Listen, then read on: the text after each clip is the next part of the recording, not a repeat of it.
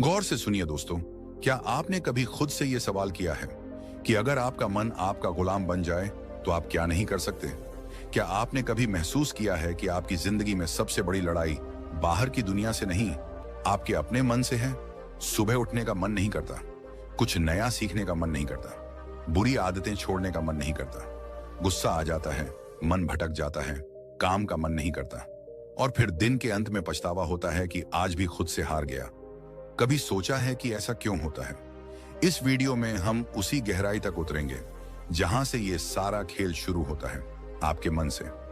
और बात बस समझने की नहीं है, बात है जागने की, सच को देखने की और अपने मन को साधने की। क्योंकि जिसने अपने मन को साध लिया उसने सारा संसार जीत लिया। गौतम बुद्ध ने कहा था, मन ही सब कुछ है, तुम जो सोचते हो वही बन जाते हो। अब जरा सोचिए, अगर आपका मन ही बार बार सोचता है कि मैं कमजोर हूं, मुझे नहीं आता, मेरा ध्यान नहीं लगता, तो वो सोच धीरे धीरे आपका सत्य बन जाती है। और यही है मन की सबसे बड़ी चाल। वो आपकी बनाई हुई आदतों, भावनाओं और यादों का गुलाम बन जाता है और आपको गुलाम बना देता है। मन एक बंदर की तरह है जो हर पल उछलता है, कभी भविष्य की चिंता में तो कभी अतीत के पछतावे में। आपके साथ भी होता है ना? आप कुछ करने बैठते हैं और अचानक मन कोई पुरानी बात याद दिला देता है, कोई दुख, कोई गलती, कोई डर, और फिर आप वहीं अटक जाते हैं, कुछ करते ही नहीं। आपका शरीर वहीं बैठा होता है, पर मन कहाँ होता है कोई नहीं जानता। अब जरा सोचिए, ये वही मन है जो आपको महान बना सकता है अगर आप इसे समझ लें, इसे दिशा दे दें। क्योंकि मन खुद नहीं जानता कि क्या अच्छा है, क्या बुरा है। वो तो बस जिस चीज को आप बार बार दोहराते हो उसी को सच मान लेता है। अगर आप हर रोज खुद से कहते हो, मैं कुछ नहीं कर सकता, मेरा मन नहीं लगता, मेरी किस्मत खराब है, तो मन वही दोहराएगा, वही परोसता रहेगा और आप उसी में डूबते जाओगे। पर अब वक्त आ गया है कि आप इस मन को पहचानो, इसका व्यवहार समझो, इसकी चालाकी पकड़ो और इसे खुद के अधीन करो। मनोविज्ञान कहता है कि हमारे 95% निर्णय हमारे अवचेतन मन से लिए जाते हैं। यानी हम जो सोचते हैं, जो महसूस करते हैं, उसका बड़ा हिस्सा हमें पता भी नहीं चलता और फिर भी वही हमारे जीवन की दिशा तय करता है।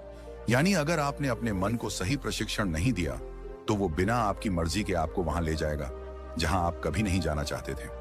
अब एक बात ध्यान से समझो, अगर आपका मन ही नियंत्रण में नहीं है तो दुनिया का कोई लक्ष्य, कोई रिश्ता, कोई सफलता आपको संतोष नहीं दे सकती। क्योंकि उस सब को जीने के लिए सबसे पहले जिस चीज की जरूरत है वो है मन की स्थिरता।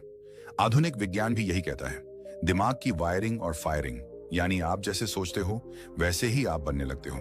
हर बार जब आप नकारात्मक सोचते हो, आपका दिमाग उसी सोच की आदत डाल लेता है और यही आपकी आइडेंटिटी बन जाती है।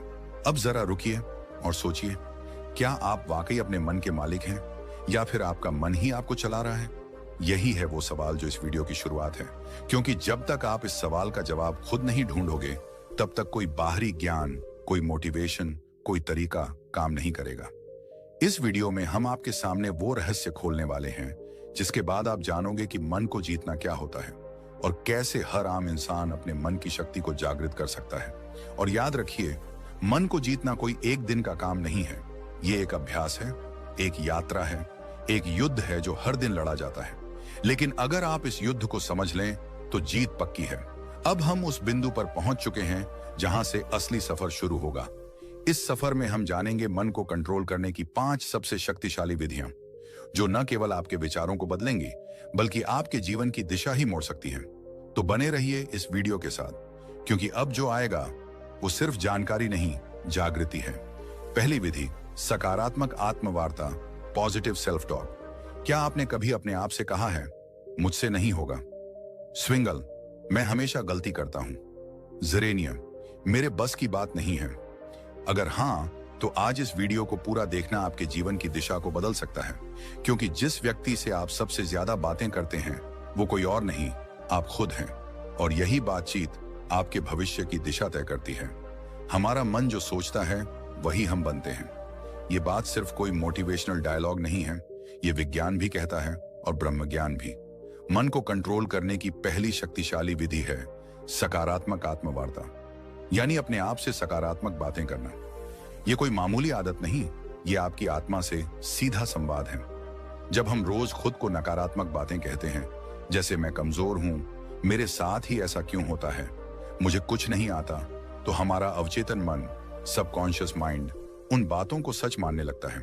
फिर वही बातें हमारी आदत बन जाती हैं, हमारी सोच बन जाती है और धीरे धीरे हमारा भविष्य भी वैसा ही बनने लगता है। मनोविज्ञान कहता है कि हमारा अवचेतन मन हर उस बात को रिकॉर्ड करता है जो हम खुद से बार बार कहते हैं। इसलिए अगर आप खुद से बार बार बोलते हैं मैं हार जाऊंगा, तो आपकी सोच हारने वाली बन जाएगी।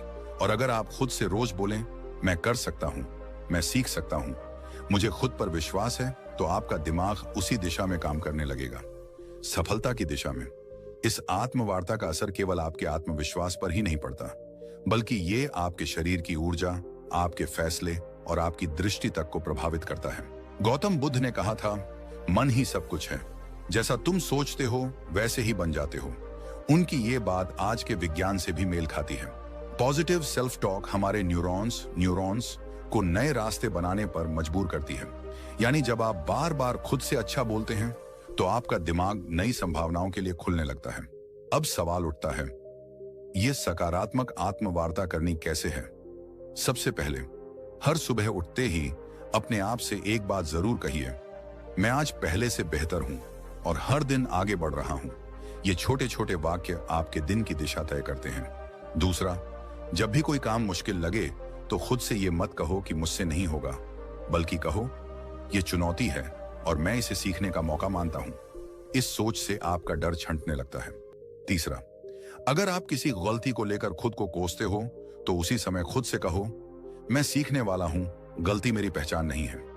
ये आत्म स्वीकृति आपके मन को बोझ से मुक्त करती है। दुनिया में कोई भी सफलता तब तक नहीं आती जब तक आप खुद पर विश्वास करना नहीं सीखते, और यह विश्वास तब पैदा होता है जब आप खुद से बात करना शुरू करते हैं, सकारात्मक ढंग से। अब यहां एक बात और समझना बेहद जरूरी है।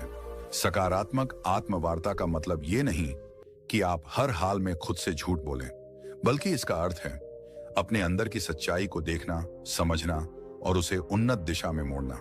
अगर आप किसी कमजोरी को पहचानते हैं तो खुद से कहिए, हाँ ये मेरी कमी है, लेकिन मैं इसे सुधार सकता हूं। बस यही सोच आपको हर दिन एक नए स्तर पर ले जाएगी। इस आदत को अपनाने के लिए आप एक छोटा सा अभ्यास कर सकते हैं। रोज रात को सोने से पहले अपने आप से 3 सकारात्मक बातें बोलिए, जैसे आज मैंने खुद पर काम किया, मैं आगे बढ़ रहा हूं, मुझे खुद से प्यार है। ये बातें छोटी लगती हैं, लेकिन यही छोटी बातें आपके अंदर की जंग को जीतने में मदद करती हैं। बुद्ध कहते हैं, खुशी हमारे अपने विचारों पर निर्भर करती है। तो अगर आपके विचार आपके खुद के बारे में नकारात्मक होंगे तो आपके जीवन का हर कोना दुखी लगेगा।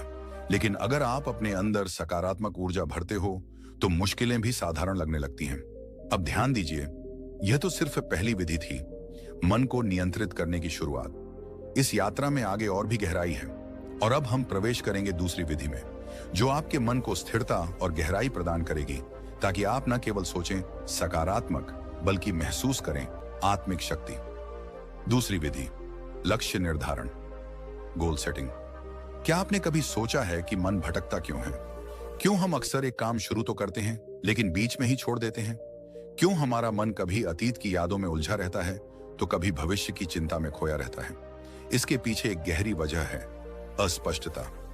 मन को दिशा तब मिलती है जब उसे पता हो कि उसे जाना कहां है, और जब यह दिशा नहीं होती तो मन बिल्कुल उस घोड़े की तरह होता है जो खुली जमीन में बेतहाशा दौड़ रहा हो, बिना किसी मंजिल के। इसलिए मन को नियंत्रित करने की दूसरी शक्तिशाली विधि है लक्ष्य निर्धारण। जी हां, स्पष्ट, यथार्थवादी और प्रेरणादायक लक्ष्य। जिस इंसान ने अपने जीवन का उद्देश्य तय कर लिया, उसका मन खुद ब खुद अनुशासित हो जाता है। गौतम बुद्ध ने एक बार कहा था, यदि कोई व्यक्ति एक बाण को निशाने पर चलाता है तो पहले वह जानता है कि निशाना कहां है। उसी प्रकार जीवन को सही दिशा में ले जाने के लिए मनुष्य को पहले अपने लक्ष्य को जानना चाहिए। यह बात सिर्फ बौद्ध दर्शन में नहीं, बल्कि आधुनिक मनोविज्ञान में भी साफ साफ कही जाती है। मनोवैज्ञानिक कहते हैं कि जब आप स्पष्ट लक्ष्य बनाते हैं तो आपका मस्तिष्क एक केंद्र बिंदु ढूंढ लेता है। यह केंद्र बिंदु दिमाग को एक ही दिशा में सोचने, योजना बनाने और मेहनत करने के लिए प्रेरित करता है।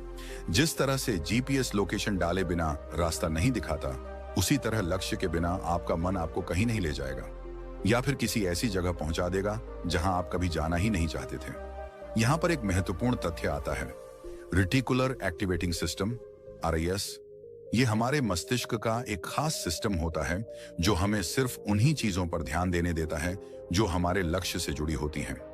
उदाहरण के लिए, अगर आप सोचते हैं कि मुझे एक लेखक बनना है, तो अचानक आपको किताबें, लेखन से जुड़ी जानकारी और अवसर खुद ही दिखने लगते हैं। ये कोई जादू नहीं है, ये आपका लक्ष्य और दिमाग का आपसी तालमेल है।